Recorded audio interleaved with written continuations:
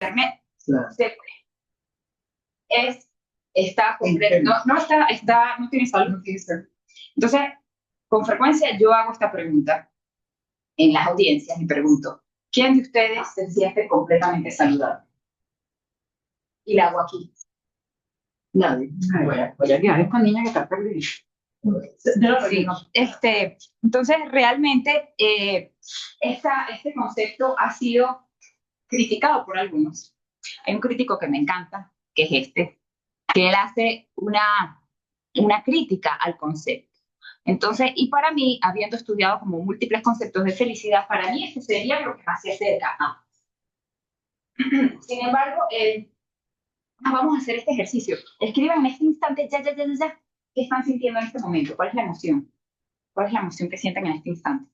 Escríbanlo, pueden mandarse un mensaje a ustedes mismos por WhatsApp, porque es importante que quede registrado por escrito para una trazabilidad.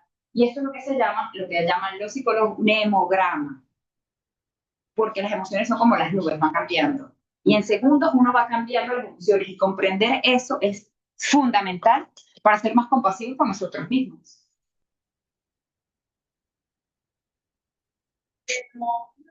Entonces, vamos a ver acá, este señor que escribió un libro genial que se llama Piensa lento, piensa rápido, Premio Nobel de Economía. Daniel Kahneman. Daniel Kahneman dice que para él la felicidad está aquí y ahora. Entonces uno busca, y eso es bien difícil. Es bien difícil, sobre todo para las personalidades tipo A, y sobre todo porque hoy hay una competencia para sobrevivir en este mundo que se llama la capacidad de anticipar. O sea, uno tiene que estar zen aquí y ahora, respirando, pero va a subir el dólar. ¿Qué voy a hacer por lo que me pagaron en bolívar? O sea, en este momento tan cambiante, donde el status quo no existe, que era una cosa que nosotros los venezolanos habíamos construido, una resiliencia y una flexibilidad y una neuroplasticidad que nos ha ayudado mucho con respecto a países más estables como los europeos. Ahora uno se despierta y no sabe si, no sé, si Alicia Machado ahora es la presidenta de Estados Unidos. O sea, siempre hay algo cambiando, explotó una guerra. Entonces, el estar aquí ahora es bien difícil. Les quiero mostrar un poquito sobre el World Happiness Report, que ellos hacen un reporte anual sobre felicidad. Y ellos, las Naciones Unidas, han considerado que el tema felicidad, que puede ser como flor, hippie, no sé cuál es la sensación que les da este tema, es tan importante que ahora hay un Día Mundial de la Felicidad. Declarado por United Nations. En marzo. Que es en marzo. ¿Qué día? Ministerio de la Felicidad. Aquí todavía existe. Se llama Viceministerio de la Suprema Felicidad. Pero Venezuela no es el único, también está los Emiratos Árabes.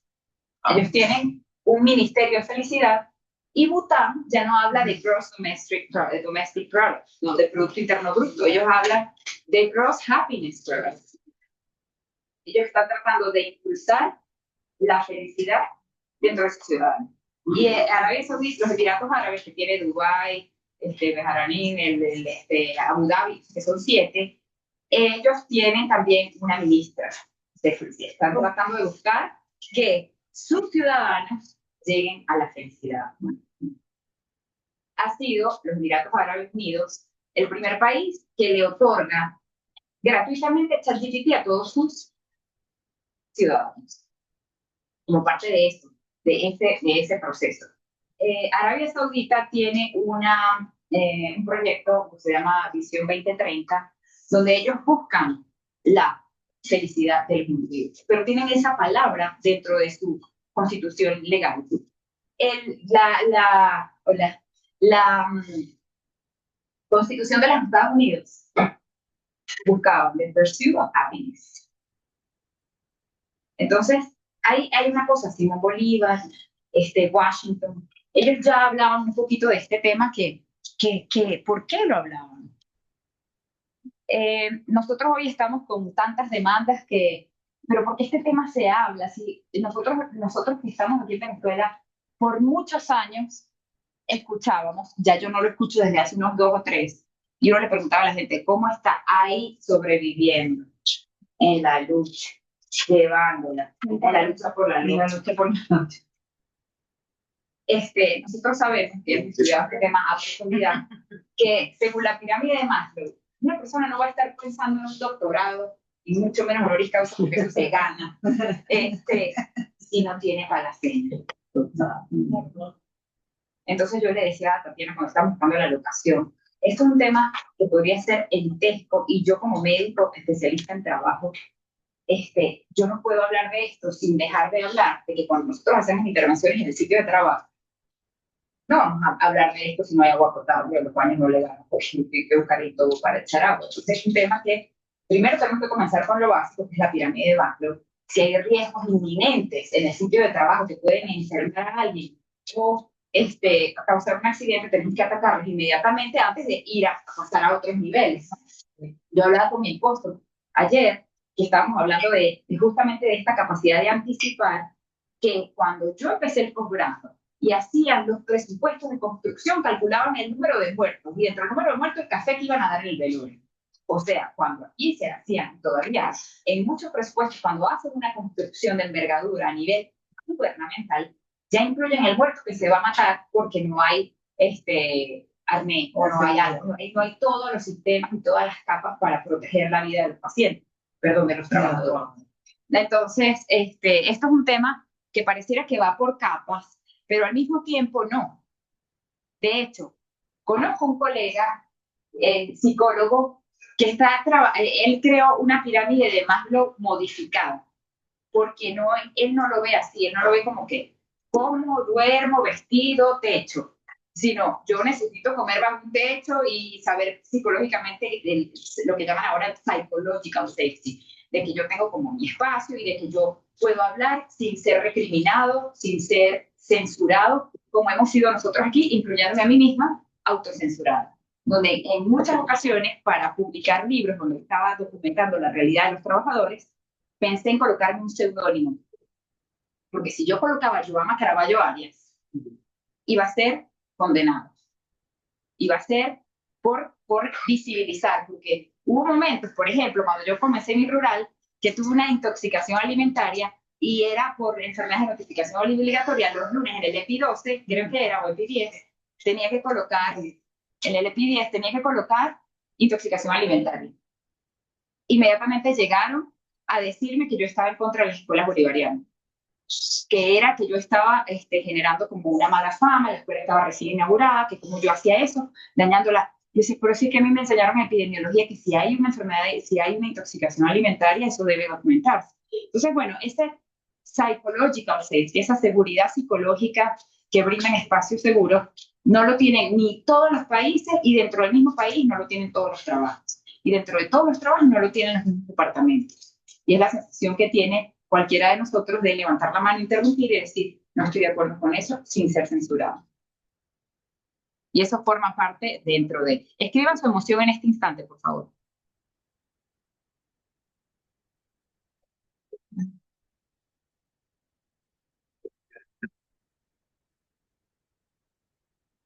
Seguimos. World Happiness Report. Este es el mapa y nosotros estamos dentro de... Hemos estado muy, muy, muy bajo dentro de la escala de felicidad. Hemos subido algunos peldaños, pero destaca aquí, país más infeliz del mundo, Afganistán. Y destaca Finlandia, por 8 años consecutivos, país más feliz del mundo. ¿Cuáles son los indicadores que toma en cuenta? Ya lo voy a mostrar, son 7 indicadores que se toman en cuenta, y uno de ellos es el Producto Interno Bruto. Otro, generosidad. Otro es, por ejemplo, la seguridad social. Entonces, Venezuela, a mí me empezó a llamar la atención este tema, porque nosotros éramos un país el más feliz de Latinoamérica, y alrededor del 2013 tuvimos una caída abrupta. Y nosotros, y eso está en la introducción de la edición en inglés, no existía ningún país en el mundo que haya tenido una caída tan abrupta como la que nosotros tuvimos en el 2013. Que era como que fue colectivo, porque realmente estas valoraciones son colectivas, no son individuales. Entonces, el único país que se acercó a tener una caída tan abrupta ha sido Afganistán. Y son países que oficialmente estaban en guerra y nosotros, hay unos mapas, como yo documentaba lo que pasaba en el país desde el punto de vista de los trabajadores, hay un mapa donde decía países en guerra y estaba Venezuela. Aunque nosotros nunca, o sea, nosotros estábamos, como lo decía el documento, nunca lo habíamos declarado, estábamos en paz, en periodo oficialmente en paz, pero en la práctica estábamos en guerra. Entonces, mientras más azulito sea, ya va, no, perdón, mientras más amarillito sea, yo soy discromatóxica, entonces no confíen cuando yo hablo de colores. Mientras más amarillo, más feliz, mientras más azul, más infeliz. Destaca también que Ucrania, antes de la guerra, ya estaba infeliz. O sea, hay como dentro de los parámetros, ya Ucrania estaba antes de la guerra. Entonces, cuando yo tuve a Sofía, que fue en el 2016, el peor momento, yo salgo embarazada, a los 3 meses OMS declara, recomendamos no salir embarazada en Venezuela. Anoten su emoción rápidamente. Entonces, yo salgo embarazada 3 meses, OMS declara, y lo sé porque yo llevaba, en Latinoamérica yo tenía un rol de liderazgo, yo tenía que dar recomendaciones de travel medicine, o sea, que si venía un expatriado, yo tenía que decirle, bueno, desde el paludismo hasta si podía.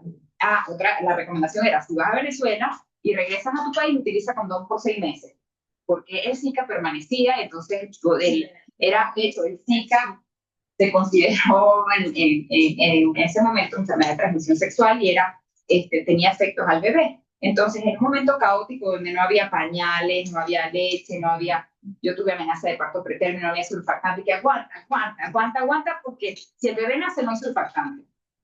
Y ya llegó, o sea, ya por tener el embarazo, no llegó, ya mejor aguántalo. Entonces era un momento, yo lo cuento ahorita como fue muy estresante vivir una experiencia que era un poco amenazante, ¿no? Yo le preguntaba a una de las psicólogas que venía a intervenir en el trabajo, ¿es normal esta paranoia? Sí, no es considerada una paranoia patológica. En ciertos países donde tú tienes que estar pendiente porque no venga el malandro a atracar, o sea, tienes que desarrollar ciertas cualidades para sobrevivir, sin que sea patológica. Es necesaria, es una cualidad de sobrevivencia que debes desarrollar. Nosotros vamos afuera del país, viene un malandro, lo robo yo. Exacto. Viene un malandro, ¿qué pasó?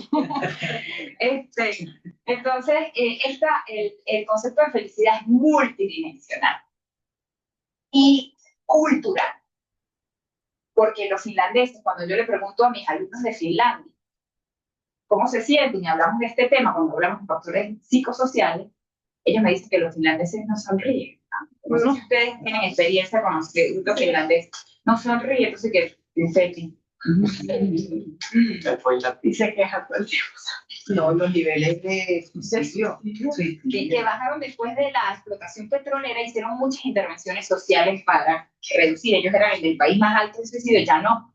Ellos hicieron muchas intervenciones y hay cosas, por ejemplo, para ellos que brindan bienestar como tener un sauna. Y muchos tienen sauna en su propia casa, como para mitigar ese frío, porque en Finlandia hay partes, la parte más nórdica, donde hay más de 6 meses de frío y oscuridad.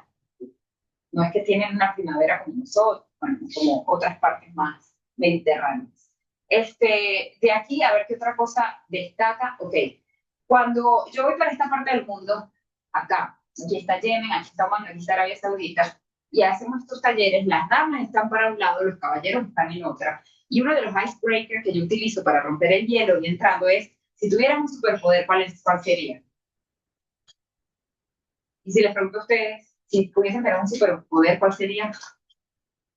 Allá, aquí. Leer la mente. En tu vida. Leer la mente. Cristian, bótalo. Volar.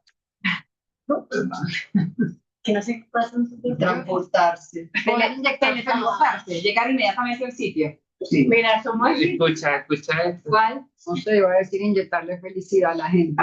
Ay, qué rico. Doctor, no, ya por poder. Después este bolo me pareció ridículo. Yo inyectando, yo volando.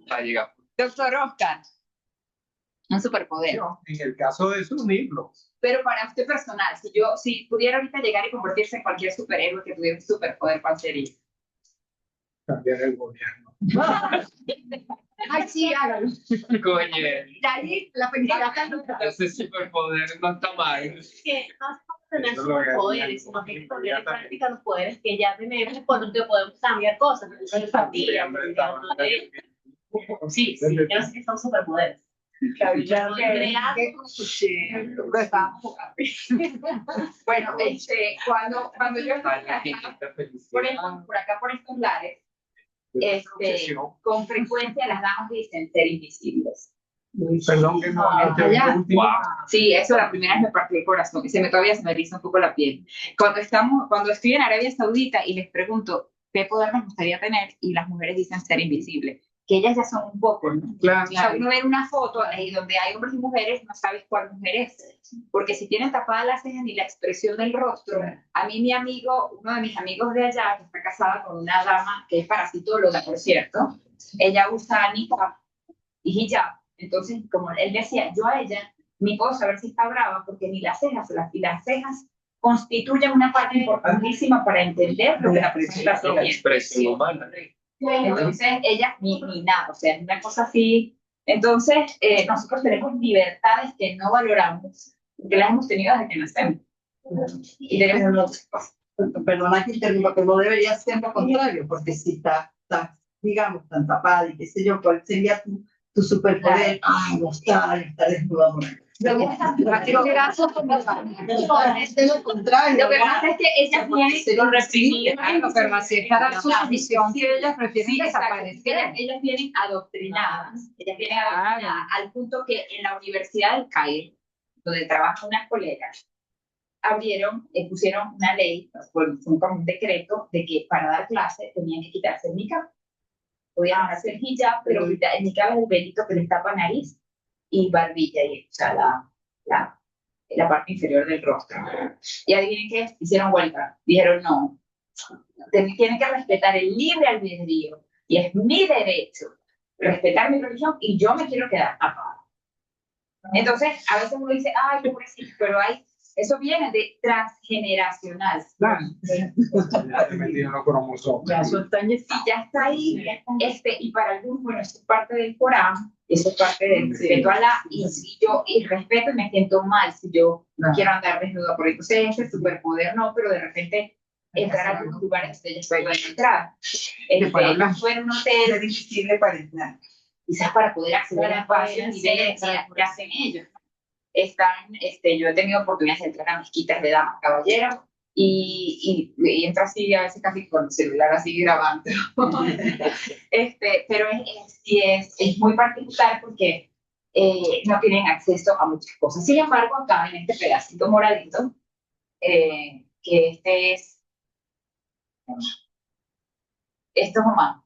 Acá las mujeres tienen como más igualdad, un poco más de igualdad respecto a igualdad salarial. Yo conozco una ministra que es mujer, pediatra, y entonces hay algunos países árabes donde hay esa igualdad. De hecho, la igualdad de condiciones y la capacidad de tener oportunidades es uno de los parámetros que utiliza el World Happiness Report. Es como the ability to make choices, en inglés sería la capacidad de poder elegir. Movilidad social totalmente. La Zambia tiene el super. Sí, porque hay países donde los sistemas de castas, India, donde ya tú naciste para sacar las ratas de las madrigueras y pues mi tatarabuelo lo hacía y toda mi generación futura lo hará. Entonces, la capacidad de tomar decisiones es uno de los elementos más importantes que toma en cuenta el World Happiness. Total. Que nosotros aquí tenemos ciertas, por eso cuando cayeron nuestros niveles de felicidad, era porque uno antes podía comprar leche de la campiña, Camprolar, no sé qué tal, y no había leche. Y si había la vuelta y los chiles. Entonces, a nosotros, cuando venían expatriados, decían, no, pero yo iba a trabajar a Chad, y en Chad no hay nada, o sea, aquí también, ya va. Pero lo que generó el shock a nosotros es que nosotros fuimos un país altamente rico, con muchas opciones. Mucha gente podía ir en Miami en la mañana y regresaba en la tarde porque había vuelos directos. Yo cuando trabajaba podía ir a Houston, en 4 horas llegaba, y después nos quitaron las líneas aéreas, nos quitaron la leche, nos pidieron la huella dactilar, que la primera vez ahí me dio como indignación, y ya después facilita la comunicación, uno se va adaptando. Y la adaptación forma parte del la felicidad, tanto la buena como la mala. Y la adaptación hedónica, que es, ustedes, por ejemplo, siempre han soñado en tener su carro, pero 0 kilómetros que vuela nuevo. Y lo tienen, y esa felicidad dura ¿cuánto? 2 meses, 3 meses o 6 meses.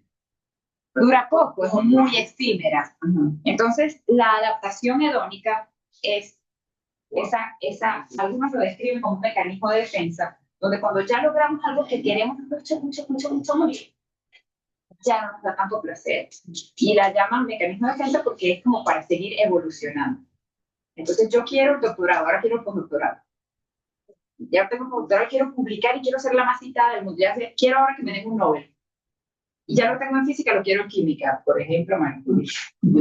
Entonces, la adaptación hedónica nos hace llegar como un poquito más allá, un pasito más allá, un pasito más allá. Es complejo. Entonces, por favor, escriban su concepto de felicidad en este momento, su propio concepto de felicidad.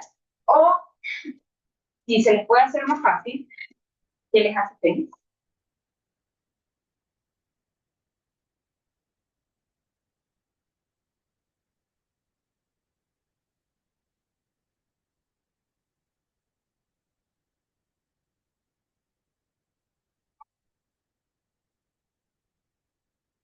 Uy, Reiki, se le fue, hablando de felicidad, se le fue la electricidad. Está con mis datos. Nos sentimos solidarios contigo y con tu saldo. Ya sabemos cuál es su concepto de felicidad. Sí. En este momento. Aquí estamos, aquí regresé. Ok. Ay, gracias. Sí, porque es muy personal. No les voy a decir que lea cada uno qué significa. Estamos escribiendo el concepto de felicidad personal, Reini. O puedes escribir qué te hace feliz, y con lo que te haga feliz uno puede construir su propio concepto y tenerlo claro, que sea como una brújula. Ajá, pero fíjate tu pregunta. ¿Qué te hace feliz o qué te haría feliz? Claro, cuando uno dice qué haría, es futuro, entonces es más fácil como recordar qué me ha hecho feliz a mí. Ha habido algún momento donde yo me siento que no me falta nada, me siento plena, que no me falta nada, así sea algo simple como abrazo a Lai o abrazo a Simón. Entonces cuando yo lo abrazo a él, así que tengo tiempo sin verlo, que me siento pleno, que no me falta nada, o qué me hace, que hay esos momentos que realmente son efímeros. Una psicóloga lo describía que es como una mariposita que se te posa aquí y se va y viene, va y viene, va y viene. Y que es diferente a la sensación así eufórica, que a veces la confundimos, que es una sensación de euforia, a ver, no sé, cuando se les sacaba 20 en un examen, no sé si los que sacaron 20. Los que sacaron 20. Si alguna vez lograron un 20, No, que lo Lo dice el profesor. por aquí dicen que 10 es nota y lo demás es luz. Así. Entonces, esa sensación, o la sensación transitoria que podría dar cuando uno se cambia, algunos son más dulceros, otros tienen un paladar más que prefieren lo salado. Uno se come un chocolate súper espectacular. Al que le gusta el chocolate sabe lo que se siente. El que no le gusta, como a mi mamá, nunca lo sabrá. Pero el equivalente a un chocolate que a uno le guste mucho, que uno se lo come y disfruta, así. O al que le gusta la cerveza y tiene mucho calor y la abre y suena. Hay gente que describe la Coca-Cola. Hay gente que decía, no, cuando yo escucho la Coca-Cola y las burbujitas y el gas, o sea, es una cosa que me da felicidad. Entonces, bueno, es más fácil recordar que les ha hecho felices porque es algo que ya han tenido. Porque de repente que se vaya el gobierno, eso nos va a dar mucha felicidad. Eso no da felicidad porque no. Pero no hemos imaginado.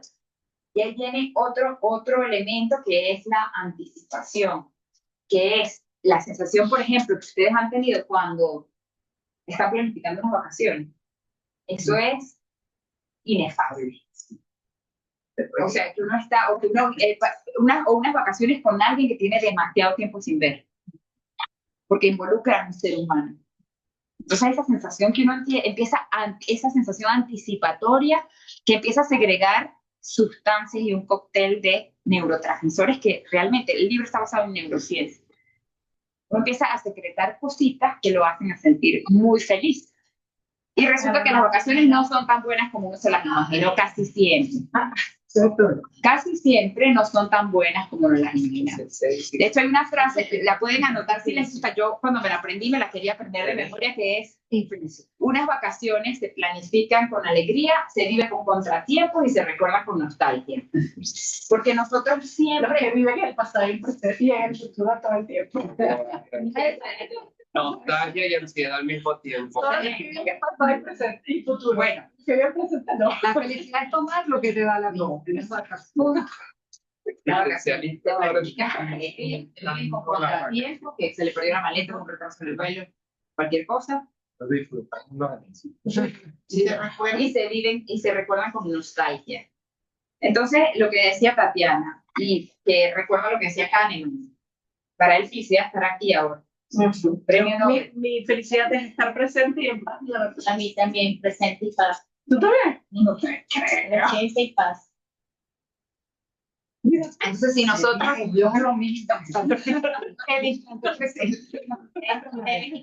Se viven con contratiempos y se recuerdan. si nosotros les preguntamos a cada uno de ustedes qué escribió, va a ser algo diferente.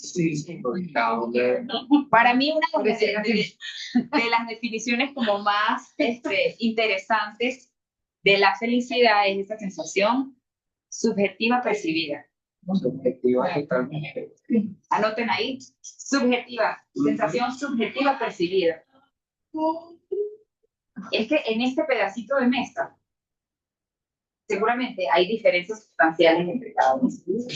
Y también va cambiando, porque seguramente Tatiana de 15 años no hubiese escrito eso, porque ya no tenía 3 hijos. Donde uno, cuando tiene hijos, no valora, cuando uno no tiene hijos, no valora como momentos de silencio absoluto.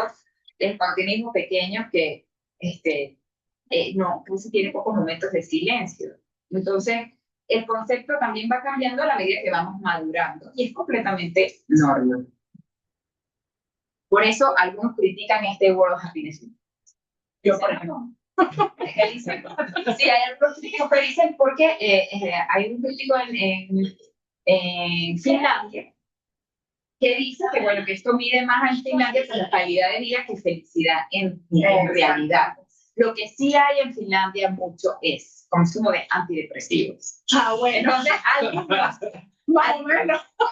algunos dicen que en Finlandia, el que no está deprimido está feliz. Entonces, para ellos ya.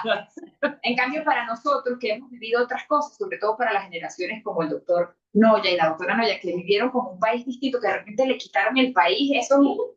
Pero para el que nació, porque esto, ¿cuánto tenemos? 20 años. No, un poquito más. No, 24. 26 años. 26 O años. sea, Sofía Martínez tiene 90. 24. Sí. O sea, eso, ella ha vivido todo Ella esto y no hay un patrón de comparación. Bueno, sí.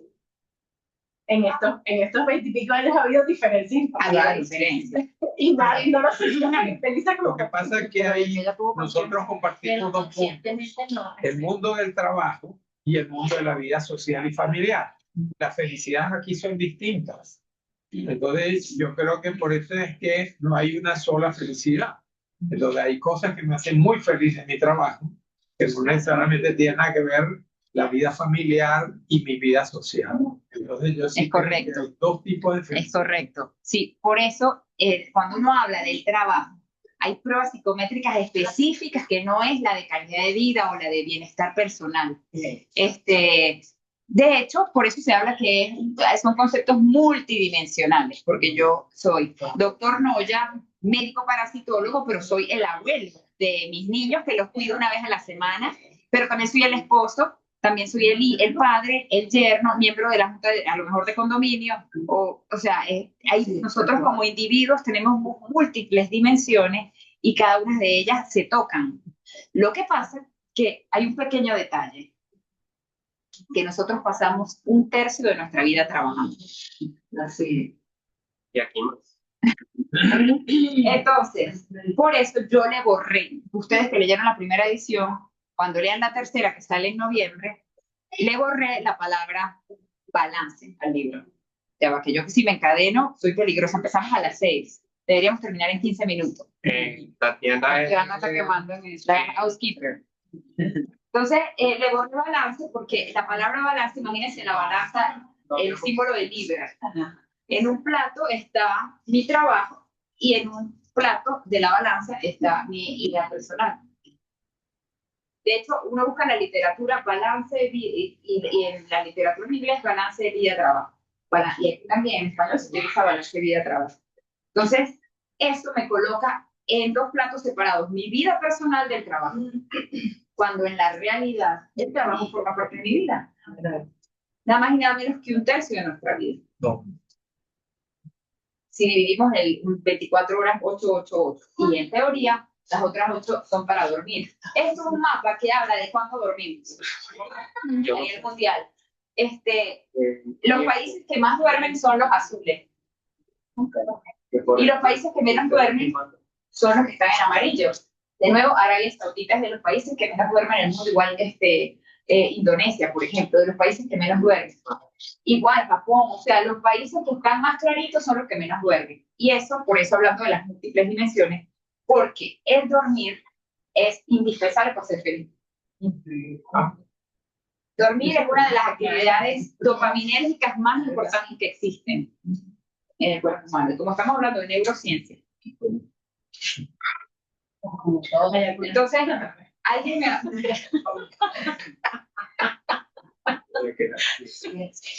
Cuando el gris que es, porque no hay una condición. Yo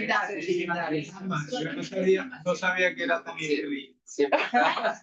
Bueno, pero eso hay cosas que se pueden corregir, pero no, y a veces, en el libro hay una parte donde yo hablo de, porque hay una satanización también de la farmacología, y no todo natural, y entonces la gente anda con una onda natural, pero a veces tenemos que ayudar a la gente. Si una persona no tiene serotonina y necesita un antidepresivo, le puede salvar la vida porque se va a suicidar si no duerme. entonces, o si tiene una depresión severa. Entonces, esto es neurociencia, esto no es, medito, ya, no, a veces la meditación, estudiando cuáles son las estrategias basadas en la evidencia que pueden ayudar, la meditación en algunos casos puede ser contraproducente. Tener una persona que tiene pensamiento suicida, ponerla para sentar así, no, hay que estarla ocupando, porque hay momentos donde la meditación no necesariamente es la mejor estrategia. Entonces, este mapa lo muestro siempre cuando hablo de este tema, porque si el dormir es la actividad más dopaminérgica y no dormimos, tenemos un alto factor de riesgo. Entonces, hoy tenemos que tratar de terminar temprano para irnos a dormir, porque mañana hay que parar hasta las 4 de la mañana.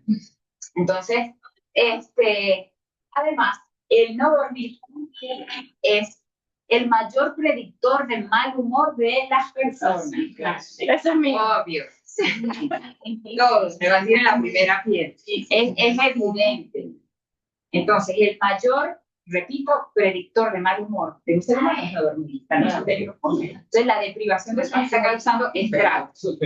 Aquí nosotros desde el punto de vista climático tenemos tantas ventajas. O sea, yo creo que aquí, para tener una homeostasis del cuerpo, vivir aquí es un factor protector. Que si no lo sabe, lo recordamos aquí continuamente, hay que estarlo recordando. Este lado del mundo, donde hay, aquí en Indonesia y estos países árabes, acá donde la religión tiene un valor tan importante, y yo que me he quedado con indonesias en la misma cuarto, musulmanas en el mismo cuarto durmiendo, con el la alarma a las 4:30. Para rezar. Entonces uno está así como rema, así mira, y suena la alarma, entonces ellas van, y es todo un ritual, y se ponen en la esquinita porque donde está la mezquita, y se tienen que poner el trapito, y tienen que poner la alfombrita, todo, y después que hacen todo ese ritual, porque lleva tiempo cambiarse de ropa, y lleva tiempo hacer la oración, y además hacer este movimiento, porque en la medida que uno hace más movimiento, aumenta la frecuencia cardíaca y hay menos posibilidades de dormir. Por eso, damas y caballeros, cuando tengan ganas de hacer pipí en la noche, no vayan a hacer pipí. No vayan a hacer pipí. Aparte, si es poquita la gana, porque si en el momento en que uno se para, se levanta de la cama y hace pipí, aumenta la frecuencia cardíaca y es más fácil otra vez quedarse dormido. Entonces esas mujeres y hombres que se paran a hacer el ritual, cuando se paran a las 4:30 y son las 5, empieza a salir el sol, ya no vuelven a dormirse. Entonces, Sí, hay que entrenamiento. También entonces que pilla hacer pipí cuando ya regresa a la cama. Hiciste pipí, estaba automático. Por aquí surge el comentario de que se orine en la cama y seguir durmiendo, pues, para eso. Para que no se haga la cama. Y sigo durmiendo. Porque hay gente, hay gente, o sea, cuando yo estudié a profundidad el tema del sueño, están desde los hipersomnes, que son personas que necesitan más de 8 horas para funcionar correctamente, no sé si hay alguno aquí. Más de 8, no, como 8, 7. Por lo menos como 7, 8. Los hipersomnes necesitan, o sea, socialmente viven con un poquito de jet lag y tienen que tomar por lo menos una siesta. Y están las personas, hay una mutación genética que hace que hayan algunos individuos que necesiten 4 horas. Pero ellos tienen una mortalidad más alta, pero ellos con esas 4 están, digamos, bien, pero es un factor, no le quita el factor de riesgo, que es lo triste, porque si la mutación te quita la necesidad de dormir, pero te quita el factor de riesgo, yo quisiera tener esa mutación, me lo mando a mutar, porque sería divino dormir 4 horas y funcionar perfectamente, y no tener mal humor, y no tener arrugas. ¿Con qué? Dorian Gray. Aquellas personas que tienen esa mutación. ¿Tiene? Ese es su promedio de sueño, o menos. Cuando dicen también que con la edad suba. Claro. Inventando, pero en este caso no. Mi mamá me dice que le cuesta mucho dormir, problemas de los Sí. 60 y pico. Sí, el neonato necesita 12 horas. Hasta los 28 días de nacido, las necesidades son muy grandes de sueño. Y después de los 60 cambian los requerimientos de sueño. Pero hay necesidades individuales. Recordemos que un ciclo de sueño tiene 90 minutos. Pero eso es lo que dicen los libros. En la vida real puede ser menos. Yo me he hecho 3 polisomnogramas y he estudiado el sueño a profundidad y no todos los ciclos, o sea, para llegar a sueño ligero, sueño profundo, sueño REM y vuelve otra vez que si tienen un reloj ligero, lo pueden ver. Entonces, si ustedes tienen la ventaja de tener un ciclo más breve, de menos de 90 minutos, podrían necesitar menos sueño. Lo importante es que uno tuviera 5 ciclos por noche. Saquen la cuenta 5 multiplicado por 90.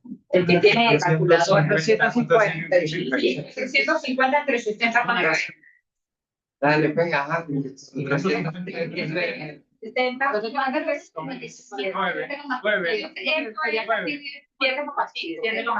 por eso, un adulto de nuestra edad podría necesitar 7,5 horas. Y el 7,5 para garantizar.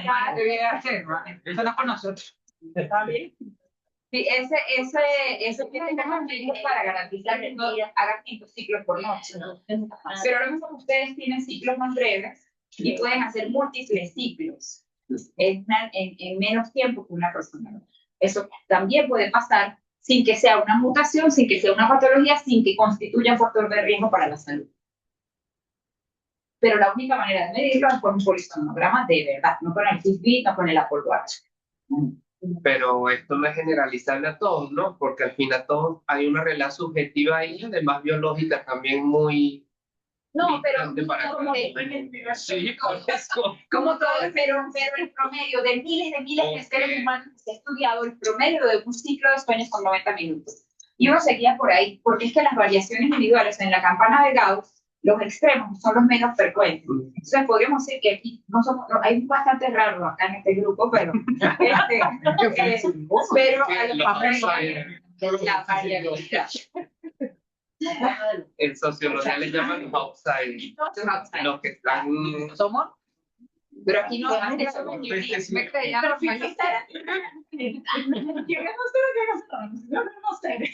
pasa es que todo te funciona como una curva de Gauss, que te duerme mucho, lo que duerme poco, y entonces ahí en esa curva de Gauss no vas a encontrar el peor grupo.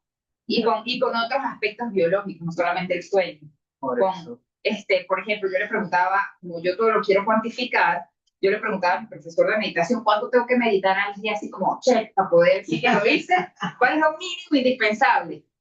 ¿Y cuál fue la respuesta? ¿Qué creen ustedes? Ustedes que me digan. Lo que te haga. La que necesites. Bota el reloj y haz lo que quieras. ¿Cuánto tiempo? Lo que te haga bien. Y él decía que es como cuando tienes mucha sed. Ajá. ¿Cuánto tomo? ¿Medio litro, un litro, un sorbito? A veces no tengo mucha sed, y hace así. Y ya. Se te acabó. Entonces, sí, la susceptibilidad individual es un elemento fundamental en nosotros hemos visto casos donde hay una persona Susceptibilidad individual. Nosotros hemos visto casos de pacientes donde hay un cáncer y todos expuestos al mismo riesgo químico. Ah, no, pero no es el riesgo porque aquí nadie tiene cáncer, solamente él. Entonces resulta que esta persona tiene una susceptibilidad muy particular. Y eso tiene que ver con que me miro feo hasta exposición a asbesto o amianto. O cualquier otro riesgo químico, físico, biológico, ergonómico o psicosocial. Entonces hay personas que son mucho más vulnerables en el sitio de trabajo y se ven influenciadas de diferentes maneras ante la misma noche. No es lo mismo. Pero sí, no, ya me fue. No quería proponerte si podemos hacer una pausita biológica. Un momentito. Está bien, está bien. Sí, ¿Vas a hacer pipí? No, bueno, lo que Ah. quería hacer pipí, pero sabes que también lo podemos cortar, porque ya podemos cerrar y hacemos la pausa con... Sí, yo a menos que alguien se esté haciendo pipí así ya mucho big time. No, pero quizás cerrar la idea, ¿no? Pues mucho. Sí. Sí, que lo sentí que estaba pegando. A menos que alguien tenga una urgencia, entonces lo puede, una urgencia miccional. Yo lo que quería era preguntar si alguien quería tomar café, té. Sí, ya vamos allá. Sí, en lo que terminemos. Fíjate, por respecto a la felicidad, una sobrina nuestra que nació en Francia, me dijo, yo no podría vivir en Venezuela, porque ustedes viven detrás de las rejas. Y yo le respondí, bueno, un buen argumento. Me dice, yo tampoco pudiera vivir en Francia porque usted tiene otro tipo de rejas. Yo me miró feo. ¿Cómo que tenemos reglas? Claro que sí, usted tiene un clima horroroso que no te permite disfrutar todos los fines de semana y nosotros todos los 365 días del año podemos ir a la playa, a la montaña, tenemos un grado de libertad. Entonces, el clima para mí es vital. Yo esta mañana cuando abrí y vi ese clima, la oscuridad, y yo viendo, igual que yo le digo, qué día tan horroroso, yo amanecí así medio doblado. No soporto la oscuridad, no soporto ese frío, no soporto... Yo necesito sol, colores, el verde, pero tú en el invierno ves que todo está marrón, gris, la gente se viste de marrón, los árboles no tienen hojas, eso a mí me afecta. O sea, eso tiene que ver con la felicidad también. Sí. Y la neurociencia ha demostrado, por ejemplo, hay ciertas áreas del cerebro que se activan en la naturaleza, que no se activan en espacios cuadrados de paredes. Y hay un modo, yo no sé si a ustedes les ha pasado, que se están bañando y les ocurre una idea brillante. O están lavando platos. Yo manejo con mi idea. Con tu tacita de mantequilla ahí. Cuando me Tarea para hoy. Cuando te despiertas, Tarea. Lo que iba a decir. Sí. Porque, o sea, lo que tengo que decir es porque tienen que anotar esta tarea, tienen que tener ese cuadernito al lado de las... Y ahora yo utilizo una estrategia que es tener una pizarra acrílica en el baño para cuando se activen esas áreas del cerebro, porque yo estaba en un modo workaholic, que era escuchar un podcast mientras me estoy bañando, o sea, todo era productividad. Entonces yo tenía que hacer todo multitasking, o sea, yo tenía que ir sacando la ropa de la lavadora escuchando algo. O un libro, o un audiolibro, o algo, y no le daba el espacio al cerebro a tomarse como esas libertades. Entonces el clima, sí, algunos estudios, hay un libro que dice ¿Por qué somos así de Venezuela? Y que también es un clima súper cómodo. Algunas personas son mucho más vulnerables por esa susceptibilidad individual al clima que otras, que necesitan eso. Pero ya se demostró que no tiene solamente que ver con la luz y la vitamina D. De hecho, en el libro lo coloco y trato de reforzarlo en las redes, de tomar sol por los ojos. O sea, cuando estamos en invierno, de que yo estoy tapada, tengo guantes, tengo aquí tapada todo, tomar sol por los ojos ayuda a través de esa información que llega a la retina a activar ciertas áreas del cerebro. El punto es así que ya existen los biohackers, Y yo tengo amigos que me han mostrado fotos, tienen como unos lentes que se colocan para colocar luz ultravioleta. Infrarrojo también, o sea, con cierto espectro, porque ese tiene un impacto fundamental. Y como somos seres biológicos, esa falta de luz no activa la dihidroxivitamina D, que es otro elemento biológico, porque la vitamina D no es una vitamina, es una hormona. Sintetizamos. Es una hormona. Y por eso los países nórdicos tienen mayores tendencias a la depresión, pero es algo biológico, es definitivamente. Pero más allá, así nosotros nos tomemos la vitamina D cuando estamos en invierno, que yo la tomo incluso ahorita no, pero sí la tomo en primavera, otoño. Yo tomo, desde que estoy allá, tomo siempre vitamina D. También la luz. Una recomendación, un biohack que ustedes pueden implementar a partir de hoy es ver la luz el atardecer y en la mañana tiene un impacto neurobiológico fundamental en la felicidad. Hay una persona que pueden seguir, se llama Huberman Lab, en Instagram, que es un neurofisiólogo que habla exclusivamente de biohacking como para... Huberman, sí. Déjala, no fastidia, Tatiana. Miren esto, los que menos duermen en el mundo, los pobres japoneses. Ustedes que han trabajado con japoneses. Esa va mejor, no, los pobres japoneses, no. Si ustedes dos que han trabajado con japoneses pudieran describir a los japoneses con 3 palabras, ¿cuáles serían? Son gente triste, porque tienen una pésima calidad de vida, que se viven en una situación de estrés, su vivienda es tan reducida, los salarios no les permiten sino alquilar una vivienda, nos lo transmitían los profesores universitarios. Yo lo máximo que aspiro es poder alquilar una vivienda, un apartamento que tenga entre 36 y 45 metros cuadrados. Solo nos decían que eso era la felicidad de ellos. Entonces, cuando tú ves eso, que no tienen donde estacionar los carros, que no les cabe nada en el apartamento, porque no pueden dormir en cama, tienen que dormir sobre tatami, nos transmitían, nos preguntan cómo es Venezuela, cómo es y el espacio. Y una vez entraron en nuestra casa, fue japoneses, y lo que fueron directos fueron a las paredes. Y ellos hablaban en japonés, y yo dije, ¿qué les pasó a esto? ¿Qué tanta?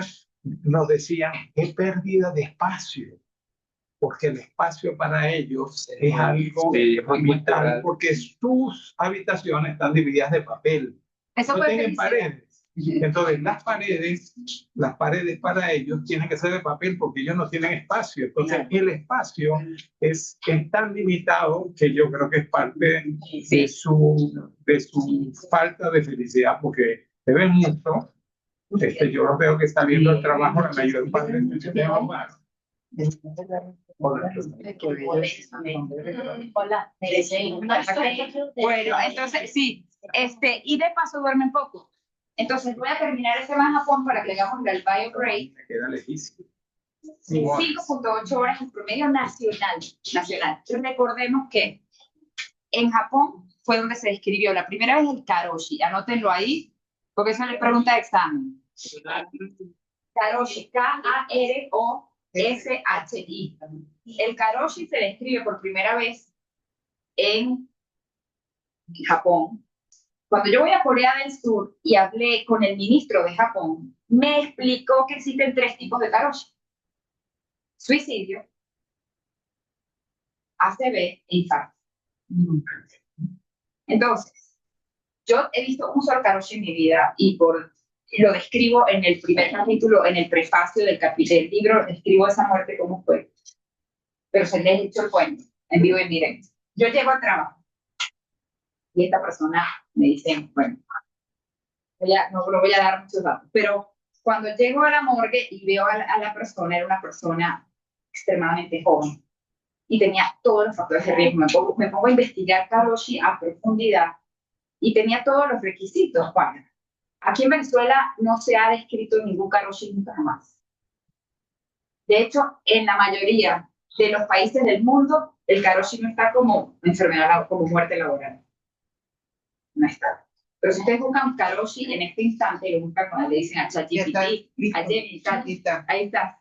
es la muerte laboral. Entonces hay... Muerte por exceso de trabajo. Sí, Se refiere a un fenómeno laboral en el que una persona fallece debido a complicaciones de salud causadas por el estrés extremo, la fatiga crónica o las largas jornadas laborales sin descanso adecuado. Lo que empieza por Entonces, burnout termina en karoshi.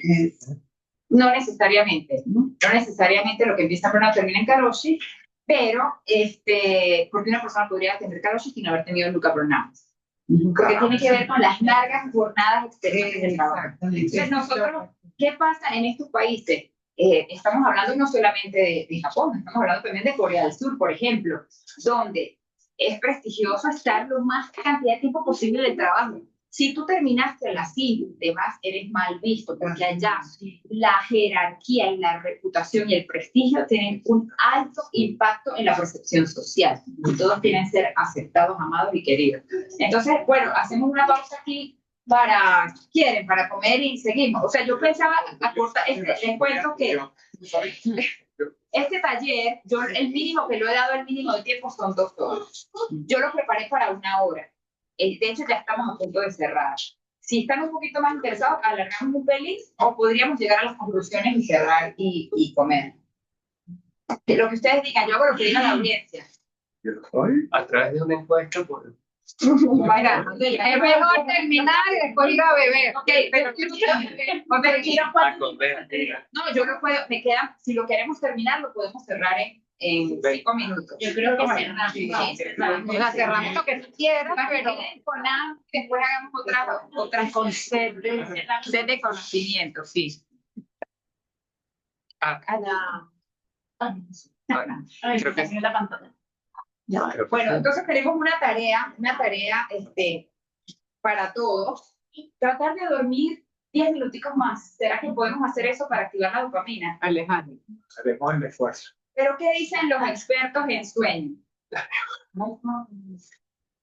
Es más difícil, o sea, el desafío más difícil que tenemos es acostarnos muy temprano. Eso sí. Porque socialmente todos nos paramos a cierta hora porque hay que llevar a los niños al colegio. O sea, o te paras o te paras. O hay que empezar a trabajar, tienes pacientes, empieza la consulta, o te paras o te paras. Pero uno no tiene ese límite tan marcado en la noche para dormir. Entonces es difícil. Por eso también el jet lag es diferente de cuando uno va al este. O sea, depende de la dirección geográfica hacia donde uno va. Entonces, ¿cuál sería mi propuesta para esta noche? Poner una alarma, pero eso realmente sí funciona. Poner una alarma, ¿a qué hora se quieren asustar ustedes? Que no contesten los no. No me acuerdo a las 10. ¿Sí? ¿A las 10? A las 10. Y a veces a las 9. Bueno, ahora sí pueden contestar los no. Quiero que lleguen. Depende de la tutoría, de los parásitos y del... No. A la 1. No pasa lo que quiere que trabajen la Es lo que decía. A la 1. ¿Qué hace hasta la 1? A la 1 Y Entonces se rinde. Yo por lo menos rindo. sí, hay que rendirse más bien. Yo por Hay que ejemplo, rendirse. la postura y yo paso de noche. Pero es que además para mí no. Entonces a mí me puede dar la 1 de la mañana en la máquina de coser. Sí, bueno, existe, es muy importante. Hay un test. Yo decidí en mi vida cerrar computadora, seguir como a partir de las 6 de la tarde y ya a las 10 de la noche sí que no la puedo más. Sí, ya creo que despierta. Sí, es que okay. Bueno, hay un test que se los voy a pasar que es para descubrir el cronotipo. Porque como estamos hablando de neurociencia y somos seres biológicos, viviendo una experiencia humana, seres espirituales, pero yo le agregaría, de hecho, en inglés suena mejor, pero ya voy a buscar la forma de traducirlo. Entender el cronotipo ayuda mucho porque nuestra productividad depende mucho del cronotipo. Yo no le puedo decir, los adolescentes por lo general son noctámbulos. Entonces yo acuéstate temprano, y de repente su cerebro funciona mejor de noche. Entonces el entender el cronotipo ayuda, pero si ustedes pudiesen acostarse hoy, el desafío es 10 minutos más temprano hoy. ¿Sería posible? Tenemos que cerrar aquí. Entonces, ay, me moriría. Hoy me lo permito. Entonces, el entender que la felicidad cuando estamos haciendo el guión para promoverlo, es un camino, no es un destino. So, Y entender que esto, ni el estrés, ni los momentos difíciles van a desaparecer. Los budistas hablan de aceptación. Entonces, ok, acepto que Maduro es el presidente, porque hay muchísimas cosas horripilantes que no vamos a poder cambiar y que están completamente fuera de nuestro control. Y eso nos va a mantener el Helicobacter pylori bien vivo y la úlcera bien activa, porque hay miles de cosas que no podemos aceptar, que no estamos de acuerdo y no podemos cambiar y no tenemos control. Entonces, al entender que es un camino y no un destino, uno puede estar como recalibrando y entender que, ok, pasamos una rabia y estoy molesta y vuelvo otra vez como a retomar, pero tenerlo consciente. Entonces, de lo que podemos hacer a partir de hoy, tratar de dormir un poquito, 10 minutos más. Si ustedes pueden tener ese cuadernito que tengan a la pata de la cama.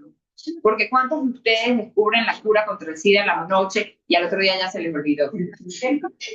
A veces tenemos esas ideas maravillosas. A veces yo escribo un capítulo entero en mi cabeza y yo sí me voy a acordar, no me acuerdo. Como que se resetea una amnesia, completamente una amnesia anterógrada, que hace que se nos olvide. Y a veces hay cosas muy buenas que suceden en esos espacios donde el cerebro está en un absoluto reposo. Entonces, si pueden tener este cuadernito, puede ser una hoja, no tiene que ser un cuaderno porque hay que esperar comprarlo, lo que tengan para empezar a anotar esas cosas. Y si a ustedes les ocurre en el baño o lavando platos, también puede ser. Pero tiene que ser de papel, porque a veces yo me mando mi nota de voz por WhatsApp y nunca se me olvidaba de escribirla. Entonces, tratar de tener algo, un papel, porque se activan otras áreas del cerebro. Por eso, escribir a mano es diferente de escribir con la computadora. Por eso, la neurociencia dice que el tomar notas ayuda al proceso de aprendizaje. Entonces, uno ya ve a todos los estudiantes con una laptop o una tablet escribiendo todo. O con el dictado. Y no es igual, no es igual. Una vez yo tenía razón. Eso lo voy a decir. No, yo te puedo hablar después cuando estemos en el break, alguna anécdota relativa a eso. A escribir, a la dosis. Y porque se activa el proceso, mientras uno más áreas del cerebro utilice, más rápido aprende. Entonces, Que marcó mi vida. Bueno, ya he hecho, ¿no? No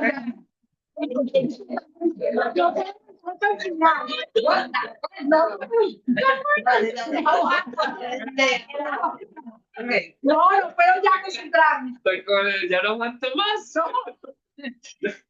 Bueno, para ir cerrando, hay aquí que todos estamos en una edad en que quisiéramos vivir más que vivir. Entonces está la onda del anti-aging, anti-envejecimiento. Me decía un holandés que tiene 75 años y que anda en bicicleta así, hace 4 horas en bici. Yo le decía, no hay que envejecer saludable, me gustaría a mí. Yo le digo, eso no va a pasar. Pero hay que envejecer autónomo y tratar de funcionar. El funcionar es diferente porque el proceso degenerativo va a hacer que, ya yo, por ejemplo, extraño tanto cuando yo podía ver sin lentes. No sé si a alguno le pasa. Extraño mis ojos, que cuando uno podía leer y no necesitaba lentes. Entonces, el aceptar. Ya, yo tengo miles de lentes de colores, lentes en el baño, lentes en la cocina, pero entender ese proceso degenerativo normal y qué podríamos hacer para detenerlo, porque como el concepto de felicidad cambia, en los estudios que hay publicados en PubMed, la mayoría de los estudios asocian el concepto de felicidad con salud. Entonces no podríamos como separar felicidad sin salud. Sin embargo, hay personas que estando enfermas, y me pasó cuando tuve la fractura, en un momento de plenitud y felicidad, yo dije, era verdad lo que dice la literatura. O sea, es posible que uno pueda tener un diagnóstico y enfermedad y sentirse feliz. Entonces, ese concepto de el completo estado de bienestar físico, mental y social es una utopía. Yo no sé si completo. Uno podría tener incompleto y sentirse pleno. Entonces, eso sería el estado más iluminado posible. Exacto. Que sin tener todo podría ser. porque tener todo es una utopía. Típico de la OMS, aquel lema de salud para todos en el año 2000. Pura paz. Son igualitos, no sirvieron para nada. Sí.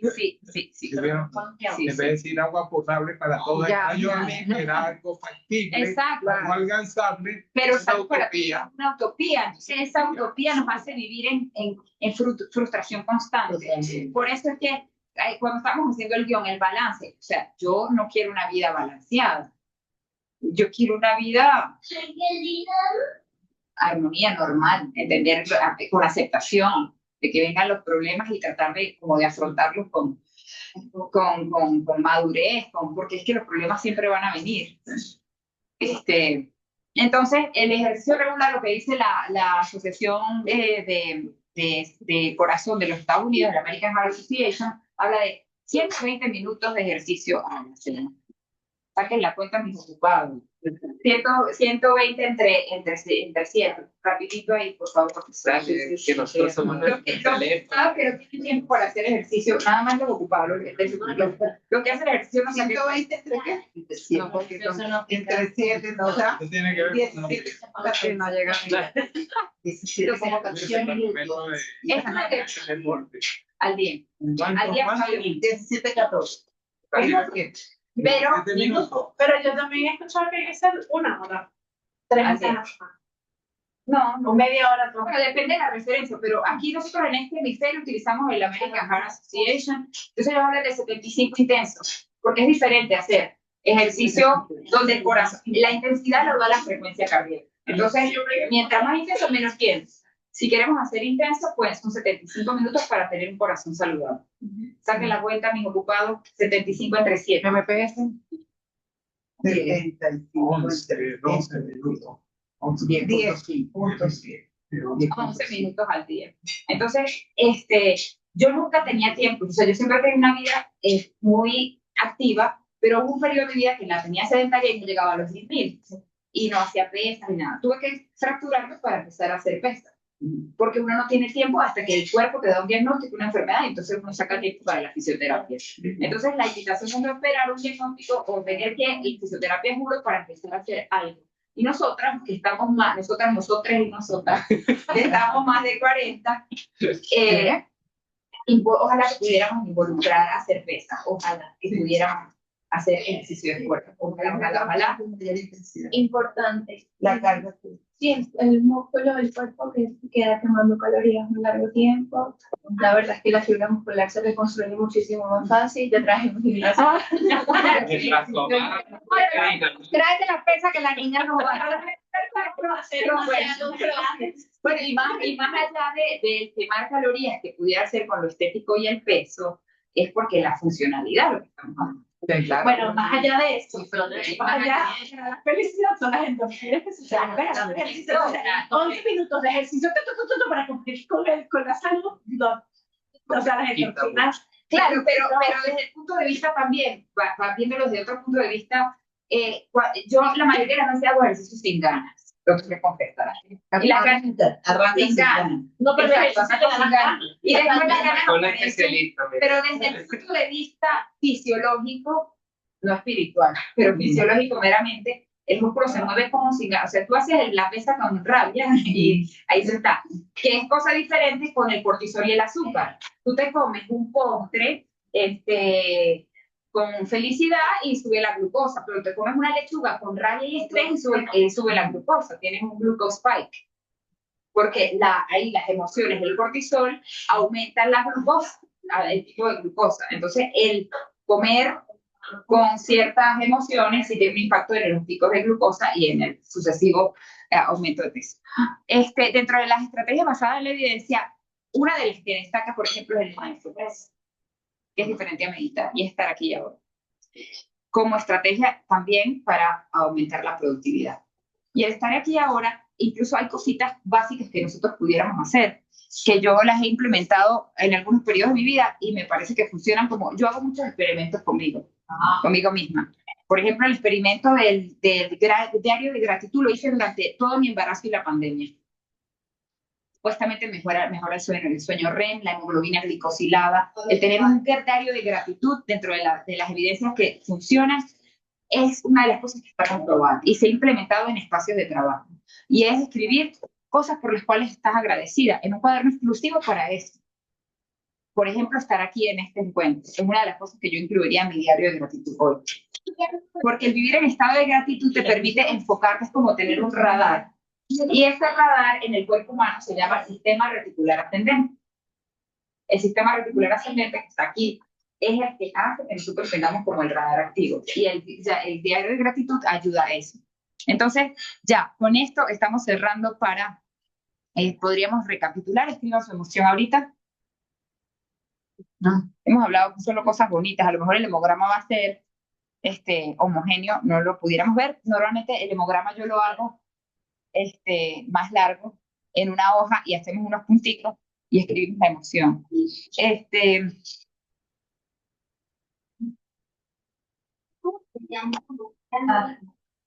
Porque el hemograma nos permite ver que o sea, uno puede estar como feliz en un pico, lo llaman a una súper mala noticia y todo cambia en un segundo. Entonces, entender que somos ser compasivos. ¿Tienen alguna pregunta o las preguntas y respuestas las quieren hacer con comida y va a ser una...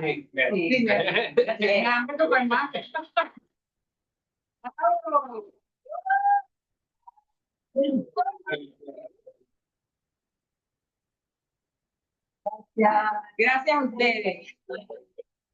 Mira, ya me ha tomado una foto. Oye, el Oscar ahí. Antes de que nos parezca.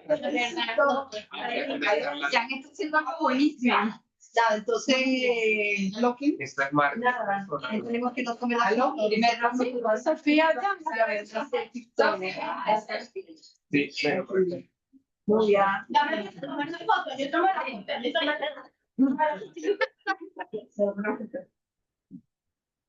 Vamos a pagar esto. ay, a mí, por cierto. Ah, Sí, se nota, se nota. ¿Eres feliz, mi amor?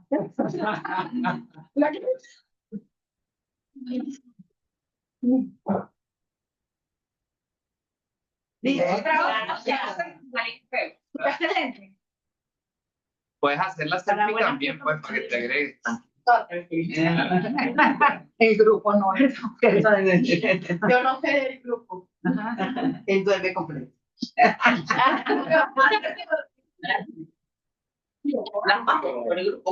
Bueno, vamos a comer algo. Mía. Genial. Gracias, Riley, por conectarte. Esperaremos la versión en inglés. Dejo de grabar, ¿verdad? Sí. Demasiado, y algo Riley había escrito acá, todavía está, creo. Está. ¿Alguna duda? Leer, ella compartió lo que le hacía feliz. Leer, cantar, bailar, compartir en familia, estar en la playa. Qué bueno, gracias. Debería apoyar experiencias de aprendizaje comunes. Pero bueno, También. ¿Todavía está ahí? no, Creo que no sé, porque es que se le va a volver la luz. les voy a cerrar. Cierro, ¿verdad? ¿En dónde está él? ¿En Venezuela? Sí, no sé. Pero en... Ajá.